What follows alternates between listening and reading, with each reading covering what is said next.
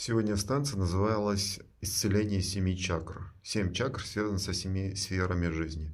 Освещая одну сферу, вы начинаете обнаружить, что в ней находится. Есть хлам, который нужно выкинуть. Есть вещи, которые вы хотите, можете оставить.